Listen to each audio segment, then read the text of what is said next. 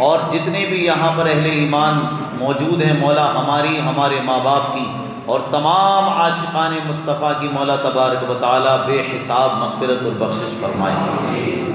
عزیزان محترم، نعت و منقبتیں آپ نے کافی سنی ہیں، اور دیکھیے میں نے ایک دل میں یہ بات سوچی کہ سلسلہ وار طریقے سے انشاءاللہ بات کو لے کے چلتے ہیں، کیونکہ ہم بات کرنے جا رہے ہیں سیرت مصطفیٰ صلی اللہ علیہ وسلم کی، تو اس کا ادب اور احترام بڑا ضروری ہے۔ اور اب انشاءاللہ خاندانی حالات کو بھی بیان کیا جائے گا، اور ایک طرف سے انشاءاللہ سیرت مصطفیٰ کو بیان کرنے کی سعادت میں حاصل کروں گا انشاءاللہ رب العالمین۔ یہ کتاب ہماری جماعت کے بہت بڑے عالم دین ہیں حضرت علامہ عبد المصطفیٰ اعظمی صاحب، جنہوں نے یہ کتاب لکھی سیرت المصطفیٰ صلی اللہ تعالیٰ علیہ وآلہ وسلم۔ اب وقت آ گیا ہے کہ کتابوں کے وہ قیمتی موتی جن کی ضرورت ہر اہل ایمان کو ہے وہ پیش کیے جائیں، اور امت مسلمہ کے سینے میں بیداری کی ایک لہر کو دوڑا دیا جائے۔ بہت کچھ سرمایہ چھوڑا ہے ہمارے علماء نے، دین کے ایسے ایسے کارنامے انجام دیے کہ عزیزان محترم یاد رکھیے، دنیا کا ہر کام دنیا والے جو کرتے ہیں وہ دنیا کی حقیر دولت کے چکر میں کرتے ہیں، لیکن یہ عاشقان مصطفیٰ نبی کی محبت میں پوری زندگی قربان کر کے چلے گئے، اور پھر اللہ نے انہیں دنیا میں اور آخرت میں وہ شان و وہ مرتبہ عطا فرمایا کہ اب جب تک ایک مسلمان بھی رہے گا وہ سیرت مصطفیٰ کو پڑھتا رہے گا اور اس کا ثواب انہیں ملتا رہے گا۔ نعت و منقبتیں آپ نے کافی سنی، ایک نعت پاک میں بھی پیش کرنا چاہتا ہوں، اور وہ انشاءاللہ 2-3 منٹ کے اندر اندر پیش ہو جائے گی، ٹھیک ہے؟ وہ اس انداز کے ساتھ کہ صرف نظم میں نہ پڑھ کے ایک نشر کے طور پر انشاءاللہ رب العالمین آپ کے سامنے پڑھنے کی سعادت حاصل کروں گا۔ نور کی محفل ہے، یہ سنیے قصیدہ نور کا۔ نور کی محفل ہے، یہ سنیے قصیدہ نور کا، اور نور کی محفل میں ذکر خیر ہوگا نور کا۔ یہ نشر میں پڑھنے کی کوشش کی جا رہی ہے، ترنم میں نہیں۔ تو نور کی محفل ہے، یہ سنیے قصیدہ نور کا، اور نور کی محفل میں ذکر خیر ہوگا نور کا، اور گا رہی ہیں خلد میں حوریں بھی گانا نور کا۔ گا رہی ہیں خلد میں حوریں بھی گانا نور کا، اور ہے فرشتوں کی زبانوں پر ترانہ نور کا۔ ہے فرشتوں کی زبان پر بھی ترانہ نور کا۔ جزاک اللہ خیرا، اللہ برکت و رحمت سے نوازے۔ تو ہے فرشتوں کی زبان پر بھی ترانہ نور کا، فرش سے تا عرش، فرش سے تا عرش اعظم ہے اجالا نور کا، زمین سے لے کے آسمان تک۔ پاکستان کے بہت بڑے عالم دین ہیں علامہ رضا ساقی مصطفی صاحب، اپنی تقریر کے درمیان انہوں نے ایک شعر کہا کہ زمین سے آسمان تک، آسمان سے لامکاں تک ہے، زمین سے آسمان تک، آسمان سے لامکاں تک ہے، کہاں کھولے تھے گیسو یار نے خوشبو کہاں تک ہے، کہاں کھولے تھے گیسو یار نے خوشبو کہاں تک ہے۔ تو فرش سے تا عرش اعظم ہے اجالا نور کا، مرحبا صلی علی، کیا رنگ نکھرا نور کا، مرحبا صلی علی، کیا رنگ نکھرا نور کا، اور رخ پہ غازہ نور کا، زلفوں میں شانہ نور کا۔ وَمَا أَرْسَلْنَاكَ إِلَّا رَحْمَةً لِّلْعَالَمِينَ، اللہ نے فرمایا نا قرآن میں تمام عالمین کے لیے رحمت بنا کے بھیجا۔ جب تک نہیں آئے تھے تو ظلمت تھی پوری دنیا میں، آ گئے تو نور ہی نور پھیل گیا۔ نور والا آیا ہے، نور لے کر آیا ہے، سارے عالم پر تو دیکھو کیسا نور چھایا ہے۔ تو رخ پہ غازہ نور کا، زلفوں میں شانہ نور کا، اور بن سنور کر عرش پر جائے گا دولہا نور کا، بن سنور کر عرش پر جائے گا دولہا نور کا، اور فرش خاکی نور کا، عرش معلا نور کا۔ عرش معلا، کچھ لوگ اسے عرش محلہ پڑھتے ہیں، محلہ نہیں ہے صحیح لفظ، معلا ہے، ٹھیک ہے نا؟ وہ سلام پڑھتے ہیں نا کچھ افراد، کون سا سلام ہے وہ؟ زینت عرش معلا الصلاۃ والسلام، اے شہنشاہ مدینہ الصلاۃ والسلام، زینت عرش معلا، عین ہے اس میں، بعض اس کو پڑھ دیتے محلہ، عرش محلہ نہیں، عرش معلا، بلندی کی جگہ، بلند تر جگہ۔ رخ پہ غازہ نور کا، زلفوں میں شانہ نور کا، بن سمر کر عرش پر جائے گا دولہا نور کا، فرش خاکی نور کا، عرش معلا نور کا، ہے نظام کن فکا سارے کا سارا نور کا، جو بھی ہے سارے کا سارا نور کا۔ الحمدللہ، ہر کلی، ہر پھول، ہر پتا ہے اس کا نور کا، ہر کلی، ہر پھول، ہر پتا ہے اس کا، بولو زبان سے بولو، ہر پتا ہے اس کا نور کا، اور مصطفیٰ کے باغ میں کیا نور پھیلا نور کا، صلی اللہ تعالی علیہ وسلم۔ اور ذرے ذرے میں نظر آتا ہے جلوہ نور کا، ذرے ذرے میں نظر آتا ہے جلوہ نور کا، کائنات نور میں ہے ذرہ ذرہ نور کا، کائنات نور میں ہے ذرہ ذرہ نور کا، وادی محشر میں لہرائے گا جھنڈا نور کا، وادی محشر میں لہرائے گا جھنڈا نور کا، اور گرمی محشر میں کام آئے گا سایہ نور کا، گرمی محشر میں کام آئے گا سایہ، گرمی محشر میں کام آئے گا سایہ نور کا۔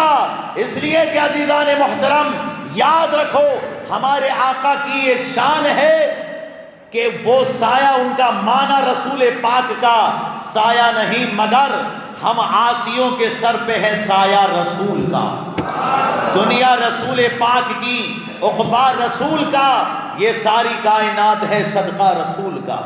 جزاک اللہ خیر، اللہ برکتیں اور رحمتیں اور عزتیں عطا فرمائے۔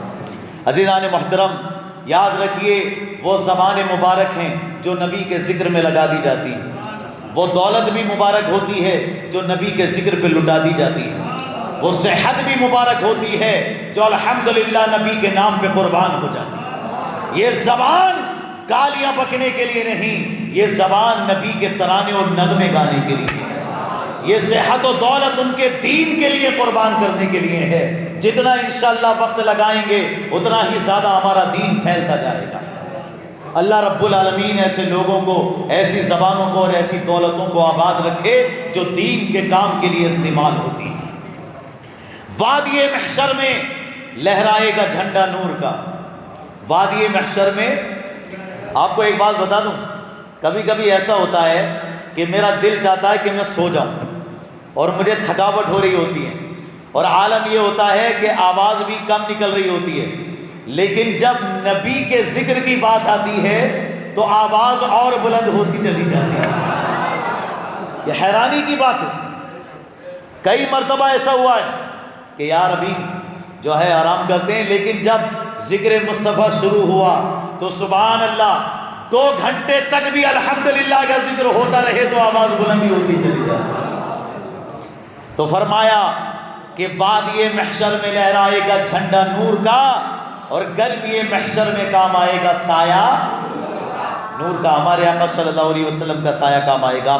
اور پڑھ رہا ہے نور کا خالق بھی خطبہ نور کا، پڑھ رہا ہے نور کا خالق بھی خطبہ، یعنی اللہ بھی اپنے حبیب کے نور کا خطبہ پڑھ رہا ہے۔ اے رضا خود صاحب قرآن ہے، مداح حضور تجھ سے پھر ممکن ہے کب مدحت رسول اللہ کی، عرش حق ہے مسند رفعت رسول اللہ کی، دیکھنی ہے حشر میں عزت رسول اللہ کی، دیکھنی ہے۔ عقیدہ ہو تو ایسا کہ ابھی دنیا میں کیا دیکھو گے، حشر کے میدان میں دیکھنا، دیکھنی ہے حشر میں عزت رسول اللہ کی۔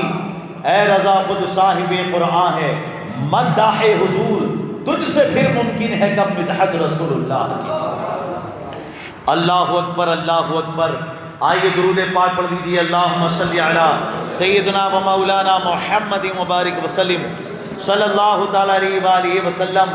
آخری شعر ہے اس کا کہ مل گیا اس کو عزیز زار صدقہ نور کا، مل گیا اس کو عزیز زار صدقہ نور کا، جو حضور نور لے آیا وسیلہ نور کا۔ اللہ بھی نور ہے نا، جو حضور نور لے آیا وسیلہ نور کا، مل گیا صدقہ اس کو اے عزیز زار، مل گیا اس کو بھی عزیز زار صدقہ نور کا، جو حضور نور لے آیا وسیلہ نور کا۔ آئیے انشاءاللہ رب العالمین اب ہم اس ذکر پاک کی طرف چلتے ہیں جس کے بارے میں فرمایا حضرت ابو ابراہیم علیہ رحمت و رضوان نے کہ ہر مومن پر واجب ہے کہ جب رحمت عالم کا ذکر کرے یا اس کے سامنے رسول پاک کا ذکر ہو تو وہ پرسکون ہو کر نیاز مندی اور عقیدت کے ساتھ پیارے آقا کا ذکر پاک سنے اور اپنے دل میں آپ کی عظمت اور ہیبت اور جلال کا ایسا ہی تأثر پیدا کرے جیسا کہ آپ کے روبرو حاضر ہونے کی صورت میں آپ کے جلال و ہیبت سے متاثر ہوتا۔ مطلب جب پیارے آقا صلی اللہ علیہ وسلم کا ذکر کیا جائے یا سنا جائے تو ہمیں ایسے ہی بن کر کے سننا ہے، کرنا ہے کہ جیسے ہم پیارے آقا کی بارگاہ میں حاضر ہوتے تو کتنے ادب اور احترام کے ساتھ ہم اس ذکر کو سنتے۔ اور حضرت قاضی علامہ ایاز رحمۃ اللہ علیہ نے فرمایا، بہت بڑے قاضی ایاز رحمۃ اللہ علیہ بہت بڑے عالم دین اور اللہ کے ولی اور بزرگ گزرے ہیں، انہوں نے کہا کہ حضور انور کی وفات اقدس کے بعد بھی، یعنی پیارے آقا صلی اللہ علیہ وسلم کے پردہ فرمانے کے بعد بھی ہر امتی پر آپ کی اتنی ہی تعظیم و توقیر لازم ہے جتنی آپ کی ظاہری حیات میں تھی، جتنی آپ کی ظاہری حیات میں تھی اتنی ہی آپ کی تعظیم آپ کے دنیا سے جانے کے بعد بھی ہے، ٹھیک ہے نا، وفات ظاہری کے بعد بھی۔ چنانچہ خلیفہ بغداد ابو جعفر منصور عباسی جب مسجد نبوی میں آیا، اپنے وقت کا خلیفہ اور بادشاہ، جب وہ مسجد میں آیا تو زور زور سے چلانے لگا، کسی کو ڈانٹ رہا ہوگا، کسی کو کچھ کہہ رہا ہوگا۔ جب وہ زور سے بولنے لگا تو اب ہے تو وہ اپنے وقت کا بادشاہ، ہے تو اپنے وقت کا خلیفہ، مگر حضرت امام مالک رحمت اللہ علیہ کھڑے ہو گئے اور فرمایا، اس کو ڈانٹا اور کہا، اے امیر المومنین، یہاں بلند آواز سے بات مت کرو، یہاں بلند آواز سے بات مت کرو، کیونکہ اللہ تعالیٰ نے قرآن میں اپنے حبیب کے دربار کا یہ ادب سکھایا ہے، لا ترفعوا اصواتکم فوق صوت النبی، کہ نبی کے دربار میں اپنی آوازوں کو اونچا مت کرو۔ سبحان اللہ، اپنے وقت کے خلیفہ کو ٹوک دیا حضرت امام مالک رحمت اللہ علیہ نے۔ یہ وہی ہیں امام مالک، جب مدینے کی گلیوں سے گزرتے تو دیواروں کو چومنے لگتے۔ قرآن میں نہیں آیا ہے کہ دیواروں کو چومو، حدیث میں نہیں آیا ہے کہ دیواروں کو چومو۔ کچھ لوگ کہتے ہیں نا جو غلط عقیدے کے ہیں، جو سنی نہیں ہیں، وہ کیا بولتے ہیں کہ یہ کیا تعظیم کرتے رہتے ہو، یہ انگوٹھے چومتے رہتے ہو۔ میں نے کہا وہ دیوانے، تو اگر امام مالک کو دیکھ لیتا تو کیا بولتا، وہ انگوٹھے نہیں، وہ تو دیواروں کو چوما کرتے تھے۔ جب پوچھا شاگردوں نے کہ کیا وجہ ہے کہ آپ ان در و دیوار کو چوم رہے ہیں، حضرت امام مالک فرماتے ہیں، سنو اے میرے شاگردوں، یہ دیواریں بہت پرانی ہیں اور میرا عقیدہ کہتا ہے کہ جب اللہ کے نبی ان گلیوں سے گزرتے ہوں گے تو ان کی نگاہیں اس دیوار پر پڑتی ہوں گی، اور ان دیواروں کو ان پیارے آقا کی نگاہوں نے دیکھا ہوگا، تو میں دیواروں کو نہیں چوم رہا ہوں بلکہ دیواروں کے وسیلے سے پیارے آقا کی نگاہوں کو چوم رہا ہوں۔ جس جگہ پر پیارے آقا کی نگاہ پڑی، الحمدللہ اس جگہ کو میں چوم رہا ہوں، کیونکہ جس چیز پر پیارے آقا کی نگاہ پڑ جائے وہ بھی مبارک اور برکت والی ہو جایا کرتی ہے۔ سبحان اللہ، سبحان اللہ۔ ابھی تو انگوٹھے چومنے پر بھی کچھ لوگ جو ہے سوچتے رہتے ہیں کہ چومیں نہ چومیں، ایسا کیا۔ عزیزان محترم، انہوں نے نسبت کا احترام کیا کہ میں کیونکہ ان دیواروں پر پیارے آقا کی نگاہ پڑی تو وہ نگاہوں کی جو برکت اس پر آئی اس کو چوم رہا. یہ ان کا عقیدہ ہو جایا کرتا تھا، اور الحمدللہ یہ ان کی عقیدت مندی اور ادب اور احترام تھا. تو آپ ڈرتے بھی نہیں تھے. آج گھبرا جاتے ہیں نا کچھ لوگ صحیح بات بولنے سے کہ یار یہ تو علاقے کا بڑا آدمی ہے، اس کے سامنے ہم صحیح بات کیسے بولیں، جو یہ کہہ رہا وہی ٹھیک ہے. نہیں، اگر کوئی حق بات ہو تو آپ بیان کر سکتے ہیں. انشاءاللہ آپ کو حضرت امام مالک رحمۃ اللہ علیہ کے طریقے پہ چلنے کا ثواب اللہ عطا فرمائے. حضرت امام مالک رحمۃ اللہ علیہ نے اس کو روکا، فرمایا آواز کو بلند نہ کرو، وَإِنَّ حُرْمَتَهُ مَيِّتًا كَحُرْمَتِهِ حَيًّا. اور آپ فرماتے ہیں اس سے کہ سن لے، کان کھول کر ہے. ابو جعفر منصور، نبی کی وفات ظاہری کے بعد بھی ان کا ادب اور احترام ویسا ہی واجب ہے جیسا آپ کی حیات ظاہری میں تھا. سبحان اللہ سبحان اللہ. یہ سن کر خلیفہ لرزہ براندام ہو کر نرم پڑ گیا. ارے یار ماشاءاللہ، جب اپنے نبی کی بات کرو گے آپ تو ہر کوئی سنے گا، ہر کوئی مانے گا. جب میں نے پیارے آقا صلی اللہ علیہ وسلم کی شان اور آپ کے بارے میں اور آپ کے غلاموں کے بارے میں بیان کیا تو اپنے وقت کا بہت بڑا افسر، بجنور کا ایک علاقہ ہے، دھامپور ایک شہر ہے عزیزان محترم، وہاں پر بیان ہو رہا تھا. اور جب میں نے اپنے نبی صلی اللہ علیہ وسلم کی حدیثوں کو اس کے سامنے رکھا تو بڑا افسر کھڑے ہو کر کے بعد میں جب اس کی باری آئی بولنے کی تو جانتے ہو تھا وہ ہندو، لیکن کہہ رہا تھا کہ مولانا نے جو باتیں بولی ہیں ان کی باتیں سن کر میں ان کا غلام ہو گیا. بتائیے آپ، میں نے سوچا کہ بتاؤ باتوں کو سن کے غلام ہو گیا ہے. اگر مسلمان مکمل طور سے اسلام پر عمل کرنے والے بن جائیں تو انشاءاللہ ایک دن آئے گا کہ وہ مسلمان ہو جائے گا. باتیں ہی اتنی پیاری ہیں. سبحان اللہ. اللہم لک الحمد سرمدا علی حبیبک المصطفیٰ والہ وصحبہ ابدا. عزیزان محترم، آئیے اب نسب نامہ پیارے آقا کا ملاحظہ فرمائیے. پیارے آقا صلی اللہ علیہ وسلم کا نسب شریف والد صاحب کی طرف سے ہے، حضرت محمد صلی اللہ علیہ وآلہ وسلم. پیارے آقا کے والد ہیں حضرت عبداللہ.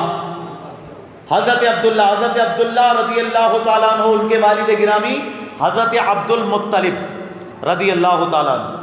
اور پھر آگے آتے ہیں حضرت عبد المطلب رضی اللہ تعالیٰ عنہ کے والد گرامی کے والد حضرت ہاشم رضی اللہ تعالیٰ عنہ. ان کے بعد حضرت عبد مناف رضی اللہ تعالیٰ عنہ. پھر ان کے والد حضرت قصی رضی اللہ تعالیٰ عنہ. پھر حضرت کلاب رضی اللہ تعالیٰ عنہ. ان کے والد حضرت مرہ رضی اللہ تعالیٰ عنہ. ان کے والد حضرت کعب رضی اللہ تعالیٰ عنہ. ان کے والد حضرت لوئی رضی اللہ تعالیٰ عنہ. ان کے والد حضرت غالب رضی اللہ تعالیٰ عنہ. اور ان کے بعد ان کے والد حضرت فہر رضی اللہ تعالیٰ عنہ. ان کے والد حضرت مالک رضی اللہ تعالیٰ عنہ. اور ان کے بعد حضرت نظر رضی اللہ تعالیٰ عنہ. ان کے والد حضرت کنانہ رضی اللہ تعالیٰ عنہ. ان کے والد حضرت خزیمہ رضی اللہ تعالیٰ عنہ. اور ان کے والد حضرت مدرکہ رضی اللہ تعالیٰ عنہ. اور ان کے والد حضرت الیاس رضی اللہ تعالیٰ عنہ. ان کے والد حضرت مدر. اور ان کے والد حضرت نصار.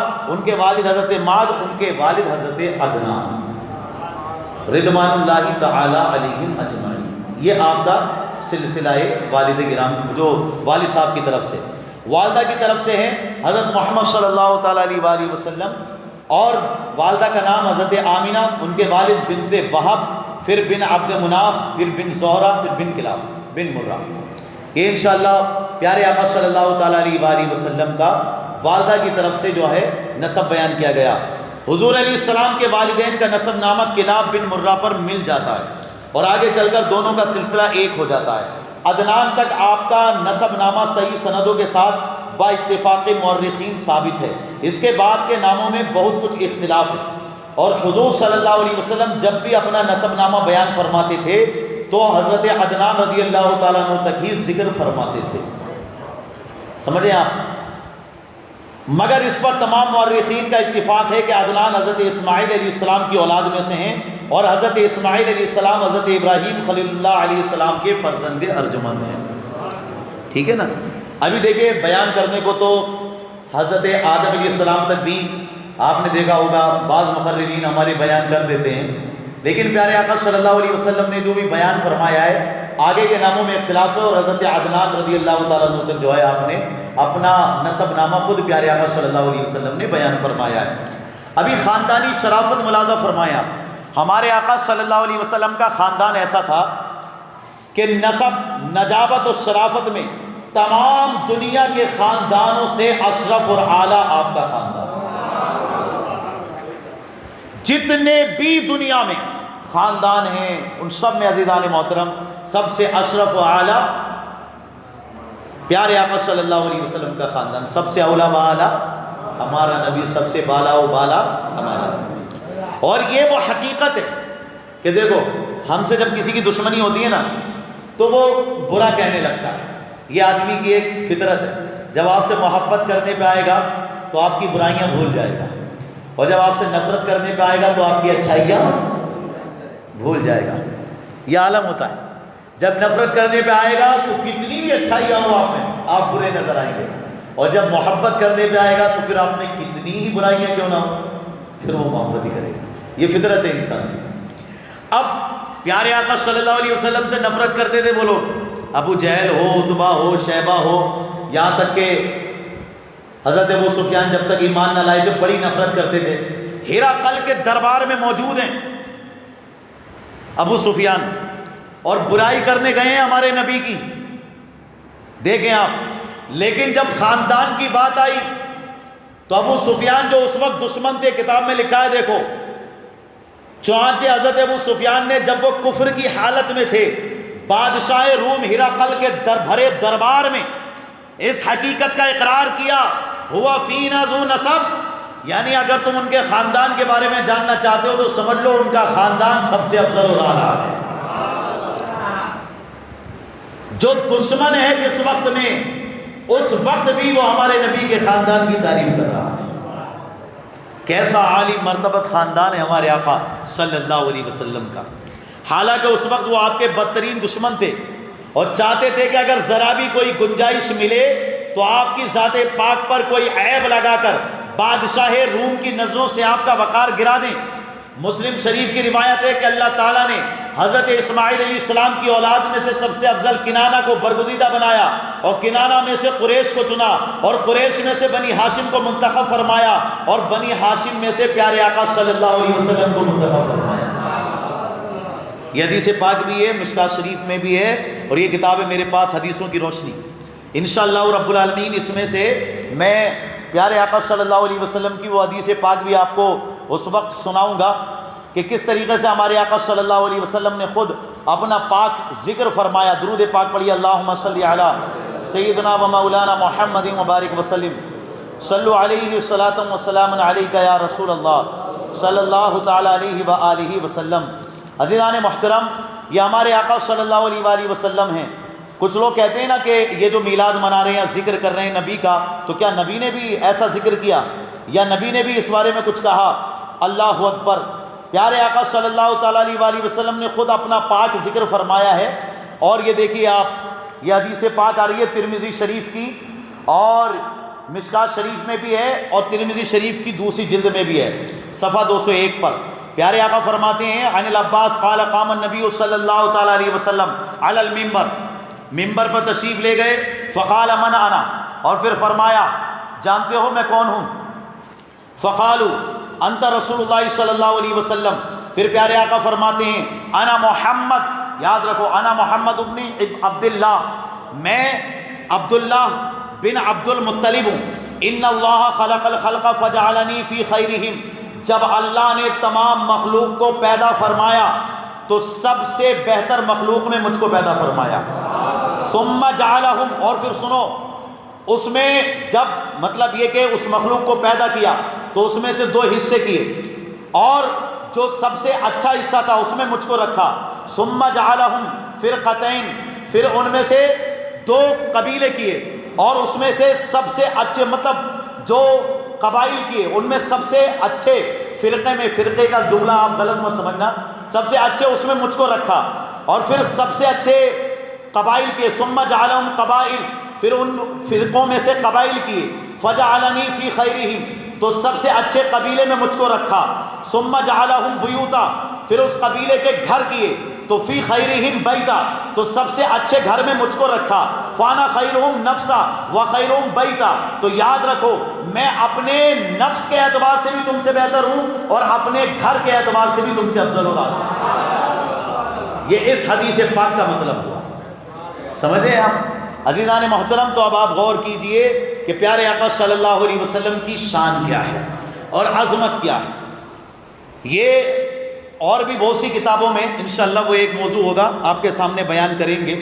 اب آئیے آگے سنیے، یہ ایک مسلمہ حقیقت ہے کہ حضور انور کا خاندان صلی اللہ علیہ وسلم کا خاندان اس قدر بلند مرتبہ ہے کہ کوئی بھی حسب و نسب والا اور نعمت و بزرگی والا آپ کی طرح نہیں ہے، کوئی بھی۔ حضور اقدس صلی اللہ علیہ وسلم کے خاندان نبوت میں سبھی حضرات اپنی گوناگو خصوصیات کی وجہ سے بڑے نامی گرامی ہیں، مگر چونکہ چند ہستیاں ایسی ہیں جو آسمان فضل و کمال پر چاند تارے بن کر چمکے، ان با کمالوں میں سے ایک نام ہے فہر بن مالک۔ کیا نام ہے؟ فہر بن مالک۔ ان کا لقب ہے قریش۔ ان کا لقب کیا ہے؟ قریش۔ اچھا قریش کیا کہتے ہیں؟ قریش کسے کہتے ہیں؟ یہ ایک سمندری جانور کا نام ہے، اور یہ ایک ایسا سمندری جانور ہے جو بہت ہی طاقتور ہوتا ہے اور سمندر کے جانوروں کو کھا ڈالتا ہے۔ یہ تمام جانوروں پر ہمیشہ غالب رہتا ہے۔ قریش نام، اس کا نام قریش ہے، کبھی مغلوب نہیں ہوتا، چونکہ فہر بن مالک سبحان اللہ وہ اپنی شجاعت اور خدا داد طاقت کی بنا پر تمام قبائل عرب پر غالب تھے، اس لیے تمام اہل عرب ان کو قریش کہا کرتے تھے۔ جس طریقے سے دیکھو، یہ غالباً اس سے پہلے سنا تھا کہ سمندری جانور کا نام ہوتا ہے قریش، کیا تھا کسی کے علم میں؟ لیکن انشاءاللہ یہ کتابیں پڑھی جائیں گی تو یہ باتیں آپ کے سامنے ایسی باتیں آئیں گی، آپ حیران ہو جائیں گے، کیونکہ میں خود حیران ہو جاتا ہوں پڑھنے کے بعد۔ تو کافی ایسی باتیں ہیں جو بچپن سے اب تک پڑھتا آیا ہوں، کوشش کرتا ہوں جو بھی حیران کن بات ہو سامنے رکھوں، آپ کا ٹائم خراب نہ کروں اور آپ کچھ لے کر کے اس محفل سے اٹھیں انشاءاللہ۔ تو چنانچہ ایک شاعر تھا، اس نے یہ بھی کہا تھا وَقُرَيْشٌ هِيَ الَّتِي تَسْكُنُ الْبَحْرَ، یعنی قریش ایک جانور ہے جو سمندر میں رہتا ہے۔ بہا سمیت قریشٌ قریشہ، اسی کے نام پر قبیلہ قریش کا نام قریش رکھ دیا گیا۔ حضور صلی اللہ علیہ وسلم کے ماں باپ دونوں کا نسب، سلسلہ نسب یعنی باپ دادا سے چلتے چلتے فہر بن مالک سے ملتا ہے، اس لیے حضور اکرم صلی اللہ علیہ وسلم کے ماں باپ دونوں قریشی ہیں۔